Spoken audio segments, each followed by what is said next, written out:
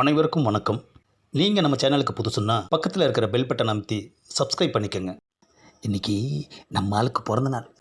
போகலைன்னா நல்ல ஒரு பிரியாணியை மிஸ் பண்ணிடுவோமே.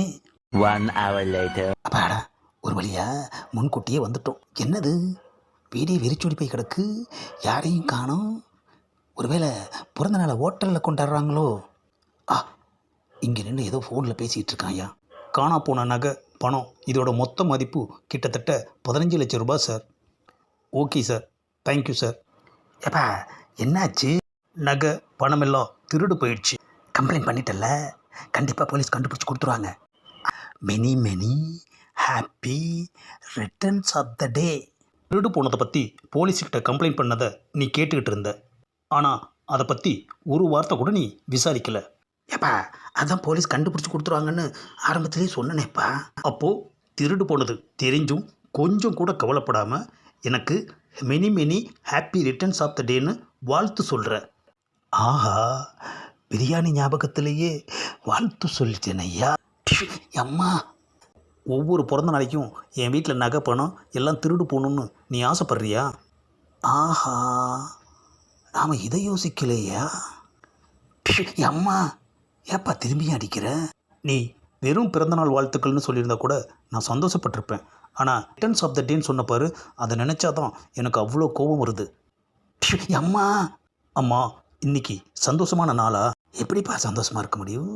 நகை பணம்லாம் திருட்டு போயிருக்கே. அப்புறம் எப்படி நீ ஹாப்பி ரிட்டர்ன்ஸ் ஆஃப் த டேன்னு சொல்லியிருப்ப? ஆஹா, ஒவ்வொரு வார்த்தையாக சொல்லி சொல்லி அடிக்கிறானே ஐயா. அதுவும் வெறும் ஹாப்பி ரிட்டர்ன்ஸ் ஆஃப் த டேன்னு சொல்லியிருந்தால் பரவாயில்ல, many many happy returns of the day. அப்போது திருட்டு போன இதே மாதிரி பல பிறந்தநாள்கள் வரணும்னு நீ ஆசைப்பட்றியா? ஆஹா, அப்பா ஏதோ ஒரு ஞாபகத்தில் சொல்லிட்டேன், வெட்டுறேன்பா. அதை எப்படி ஏதோ ஒரு ஞாபகத்தில் சொல்லுவ? பிரியாணிக்கு ஆசைப்பட்டு ஒரு வாழ்த்து சொன்னது எவ்வளோ பெரிய தப்பாக போச்சு. அம்மா, ஏப்பா அதான் முடிஞ்சு போச்சே, மறுபடியும் ஏன் பாடிக்கிறேன்?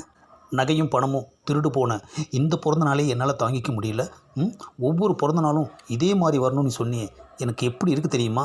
ஏப்பா எனக்கு இதுவும் வேணும், இன்னமும் வேணும்.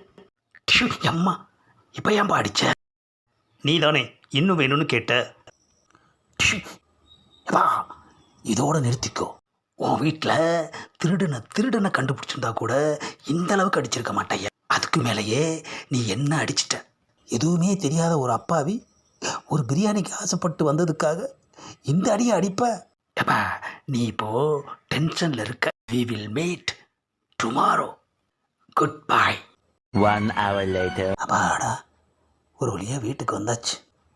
பிரியாணி சாப்பிட்டு ரொம்ப நாள் ஆச்சேன்னு ஒரு பிரியாணிக்கு ஆசைப்பட்டு போனேன். ஆனால் அவன் நம்மளை பிரித்து மேய்ஞ்சிட்டானே ஐயா. இனிமே பிரியாணி சாப்பிட்றப்ப எல்லாம் இவங்கிட்ட அடி வாங்கினது தானையா ஞாபகத்துக்கு வரும். இனிமே ரூட்டை மாற்றிட வேண்டியதுதான். பிரியாணிக்கு பதில் அண்ணனுக்கு ஒரு ஃப்ரைட் ரைஸ்.